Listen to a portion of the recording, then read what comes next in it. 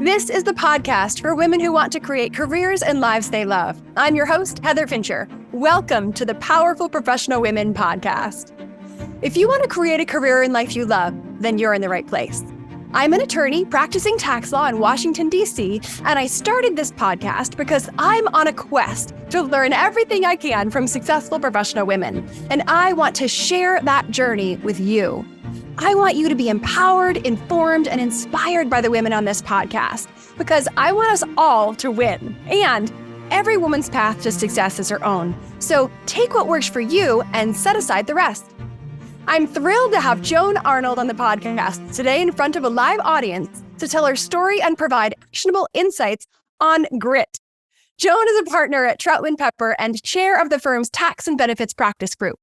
A well-known leader of the tax bar, Joan has been teaching at law school graduate programs for over 30 years, and she's served in numerous other leadership positions, including president of the American College of Tax Counsel, and I personally met Joan when she was head of the American Bar Association section of taxation, where she and I co-founded the ABA's Women in Tax Forum. Joan, thank you for joining us. I'm so happy and excited to have you on the podcast today. A pleasure to be here, Heather. Thanks for the invitation. Absolutely. So looking back over your successful career, 45 years as a tax lawyer, what do you see as a theme that you would say runs through the years?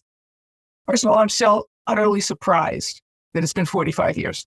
And maybe that's the good thing, that it surprises me I've been doing this for this long. But when you first asked me that question and I had to think about it, there were two things. One, and this wasn't a word that was used when I was looking at my career going forward, but it was being gritty and taking chances. I haven't always been comfortable in the positions or roles in which I found myself.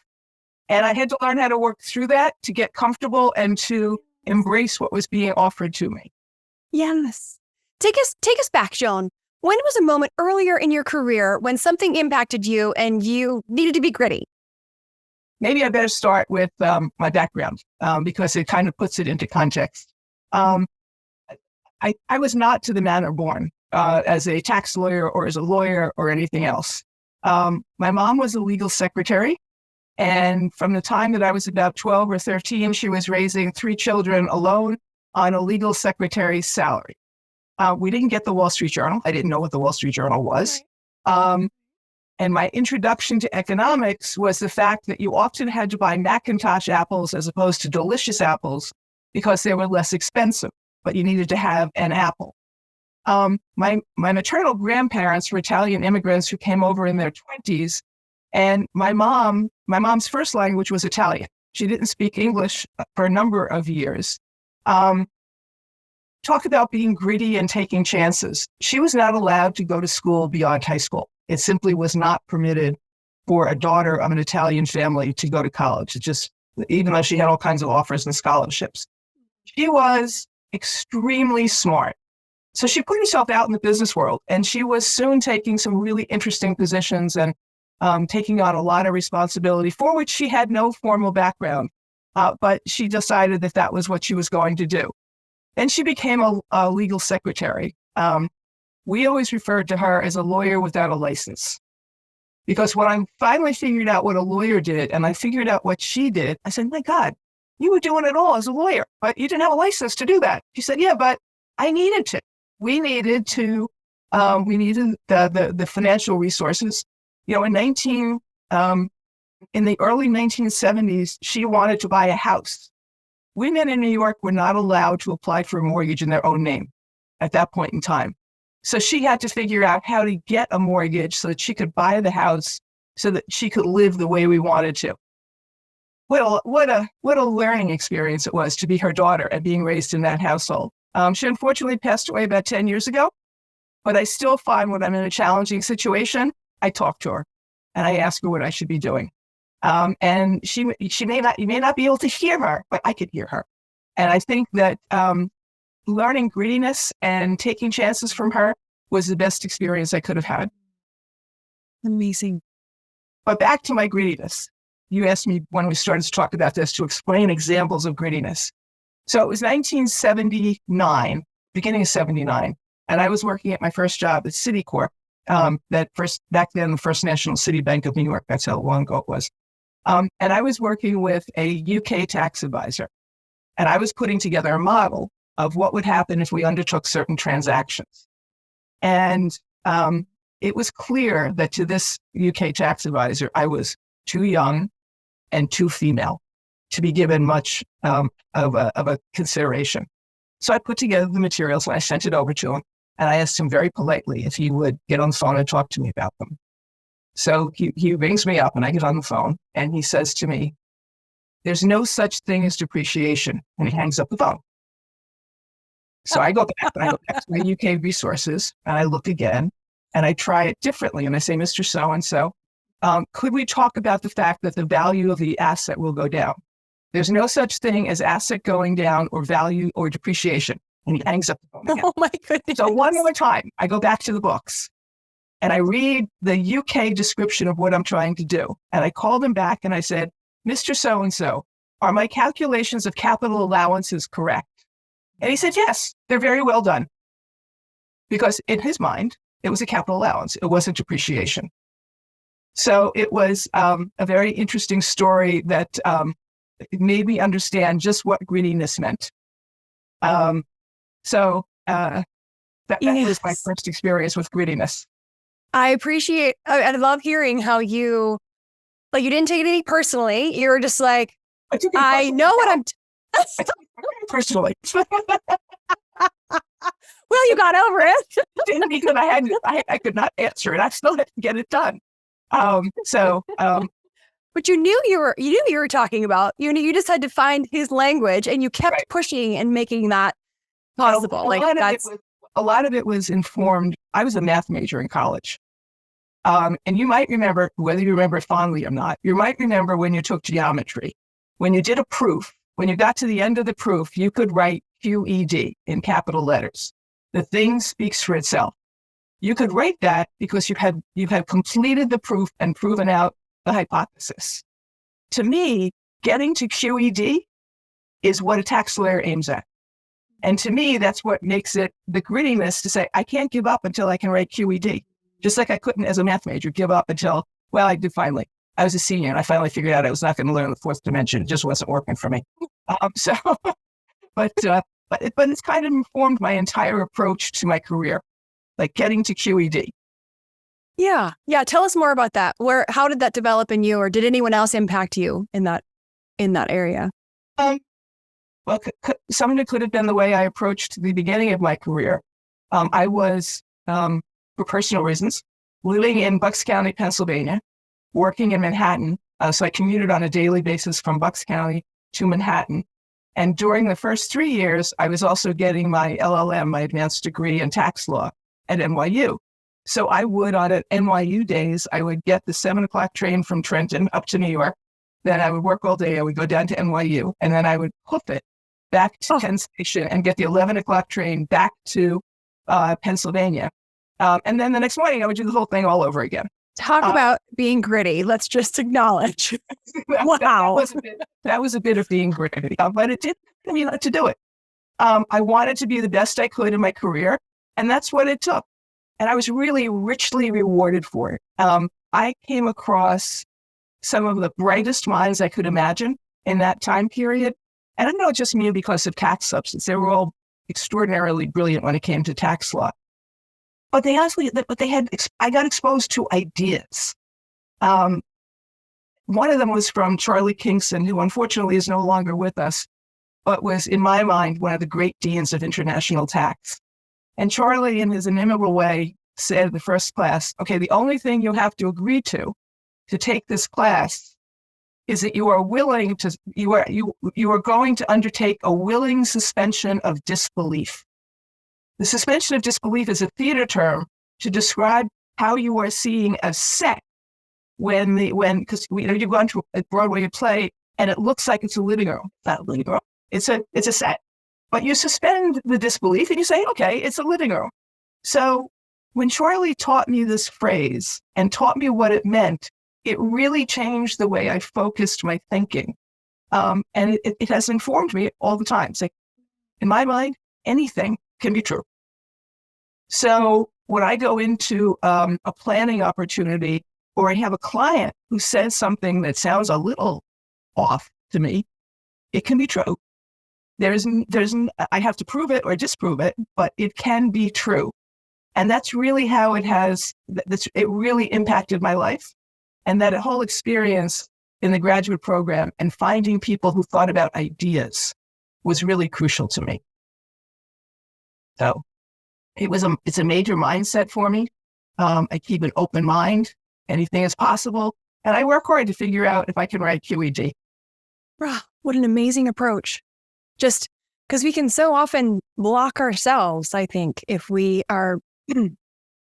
think something can or can't be true or should be a certain way. But when we actually open to possibility, that's an amazing approach. Thanks. My kids like it. Oh, it keeps my mind real open. Do you dare share any of those stories? No. No, I promise them I would never publicize them. All right, let's circling back to your first job in-house with Citibank. Tell us if you came across, did you come across a crossroads where you needed to again, lean on that grittiness and believe in yourself that anything was possible? Yeah, it was. Now, remember, I mentioned that I was not to the mountain born. I had never read the Wall Street Journal. I fell into my first job. I had gone to law school to be a juvenile justice advocate. And I did that for a while through the legal services clinic while I was in law school, and found that it was not an appropriate career for me. It was in the 70s. What the lawyers needed, what the children needed, not so much lawyers, they needed social services, and there was no money. And I really couldn't have the impact I wanted to have, and it was eating up my stomach. So I turned from that, and then I said, I don't know what I'm going to do now, but I had to figure something out. And I had the opportunity for a summer job at Citicorp after my first summer, which was, they just needed a body. Well, they needed a body that could figure something out. It was actually a pretty interesting job.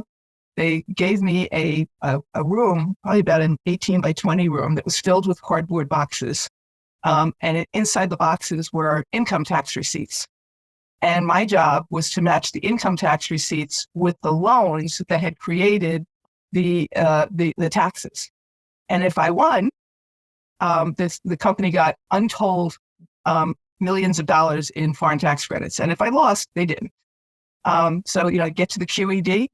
We worked to the point where, and I worked with some phenomenal people on that, to where they got what they needed. And I had said, when I was asked if I would take this job, now I needed this job. I had no background for this job, but it didn't stop me when they offered me the job and I realized what it was. I said, I'm happy to do this, but if I finish early, could I join the legal intern program? It was the end of my first summer of law school. And they said, sure. So I finished early and I joined the legal intern program in the tax department. And I love that you asked. Well, I love that you, yeah. Going to offer it. So then they offered me a job after that for the next summer. And then that was what I came back to. So it was an interesting time for my first job. Then on to my first real career job. I had a wonderful mentor. His name was Al Grotel. He was the VP of tax at Citibank. And I would get restless. I was at Citi for 10 years. That was a long tenure. I started out doing business taxes for our non-US offices, which was a lot of fun. To learn the Greek system was a lot of fun. But then what happened was that I got a little bored with that. And I had a recruiter reach out to see if I would consider changing jobs. So I went to Al and I said, this is what I've been offered. And he said, let's think about this a little bit. And he said, are you bored? I said, yeah, I'm a little bored. He said, do you like the environment? I said, I love the environment. He said, why are you bored? I said, I'm not learning anything anymore. It's too slow. And he said, what would you rather be doing? And I looked around and I said, well, I'd really like to do some financial work. So he put me on the desk where we did the Eurobonds, the issuance of the bonds that Citibank would raise outside of the United States. And I got very involved in that. And then I got involved in financial products. It was a time in life when we saw the beginning of swaps, when we saw the beginning of what ultimately would become PFICs. And it was a really heady time. I got to keep doing many different things. So I had 5 different jobs while I was there for 10 years. It was a great learning experience. But each time, Al said to me, you tell me when you want to change, and you tell me why, and you tell me where you want to go. Because his rule was, you can walk into my office with a problem anytime, so long as you have a solution. So I took him up on that, and I did it for 10 years. But then what happened, I was commuting from Pennsylvania back to Manhattan every day. Then our first child was born. And that wasn't really, you couldn't do that. I did it for like 8 months, and I couldn't do it anymore after that. So I turned to something else that I really enjoyed doing, which is communicating. In my case, it's teaching.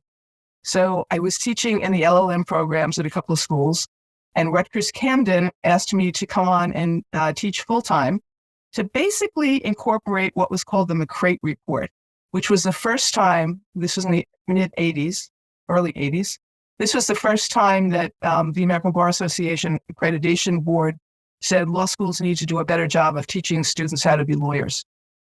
So I was brought in to try and do that in the tax function. And it was a great time. I really enjoyed it. I really loved the students. I probably wasn't a great academician because I changed my course every semester. One semester, I taught the entire course out of KKR's takeover of RJR Nabisco. It was a lot of fun. What I'm picking up is you need to keep things interesting for yourself. Didn't you graduate school like super early? And I mean, just outrageously smart person and how No.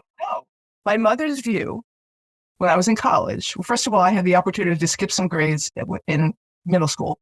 And my mother saw no reason for me to waste time taking those classes. So I skipped the grades. And then I got to college and I came home the first semester. And she said, can I please see your schedule? And I showed it to her. And she said, how many classes a week are you going to? I had 18 credits. She said, no. Add another course every semester. So I took like 24 to 26 credits a semester. Because otherwise, why not? So grittiness was built in early. But I decided in the 80s that, I decided in the 90s after having taught for 8 years, I missed clients and I wasn't tenure track because I don't fit that mold. But I needed a more remunerative position. And I looked around and thankfully my teaching had paid off. And one of my former LLM students was a tax partner at Pepper Hamilton. And I told her I was looking to come out of academia and she brought me to Pepper. And I came in as a partner. At that point in time, somebody dubbed me the Immaculate Partner because I'd never been an associate. And I've been doing it ever since. And you talk about taking chances and are you swinging above your weight? I'd never been a partner. I was going to say, that's a very different, yeah. So the partner who brought me in called me and she said, are you nervous? I said, well, I certainly hope you expect my answer to be yes. Because if I'm not nervous, I don't have any feelings. Yes, I'm nervous about this. But what's the phrase? If you don't try, you can't succeed mightily. So I figured the worst that could happen is it didn't work. Then there's, wow. You want me to tell you the one story I told you about what happens when you agree to go into someplace you're not completely comfortable? Yes. So I get to the firm, and there's a brand new tax law that's been enacted 6 months before. And it deals with S corporations, which are supposed to be small corporations. Now, I came from Citibank, which is not a small corporation, and in which we didn't really notice that we had shareholders. They just weren't relevant to our daily life. So I get to the firm and I'm asked to please handle this transaction. It was a sale of an S corporation for about $500 million. That's not small to me, but they have shareholders. We have to worry about shareholders. So I pay some attention to it and I learn it a little bit. And I go up to New York to negotiate it with the tax lawyers on the other side. And I'm meeting with a man who I know is a dean of the New York Tax Bar because he was an NYU professor, et cetera. Neither one of us know anything about S corporations. And we're sitting there, and there's a very young female associate sitting in the meeting with both of us. And after a while, talk about a woman who's willing to take chances. She piped up and she said, neither one of you know what you're talking about. I, however, know exactly what you need to know. So I'm going to put together the materials that we need, and I'll get back to you. And she stood up and she left the room. Um, and the older gentleman and I both kind of went, oh, damn if she didn't do that for both of us. And then I got her stuff and I spent my 12 hours learning it and vetting it and everything else. She is now a senior partner at one of the New York Wall Street firms. Of course, right. So, it's always a great story to tell. It's a great story to tell. And just thinking about being gritty, taking chances. Like, I wonder how much of her willingness to just step up had, like, I feel like you create the space for people. You welcome people to do the same around you, Joan. And I just wonder if you had that impact on her, that the space you actually created in that room was safe for her to be like, yeah, I've got it. I'll report. I would like to think that, but I tend to think she was just frustrated with the two of us. I do very much try to make a safe space for people I'm working with, whether it's on their personal level or whether it's on their professional level, because I think that's the best way to lead. I definitely want to hear more, but I think I want to dive into that in part 2. Let's. Okay. I think we wrap up part 1 here, dive into that. But Joan, are there any other thoughts or insight you have around like the actionable insights for other professional women out there who want to be gritty like you, to take chances in these ways? I think you have to raise your hand and ask for what you want. I don't know if it's very different in professional life as it is in personal life. I've never been a great believer in saying my husband should know what I want. Not my reader. And same thing in a business life. If you need to raise your hand, ask for what you want. I don't think anybody's going to know what you want. And most people are not there to serve you. You're kind of in charge of you. The worst people can do is say no. So I think that, and if you've positioned yourself right, they'll say yes. So raise your hand and ask for what you want. Awesome. Thank you so much. Thank you, Joan, for sharing your story, experience, and insights with us. I also want to thank our live audience who have been with Joan and me today for all of your support, positive energy, and just wonderful presence. I'm grateful to each one of our listeners. I hope you leave this episode inspired and empowered to be your most powerful professional self.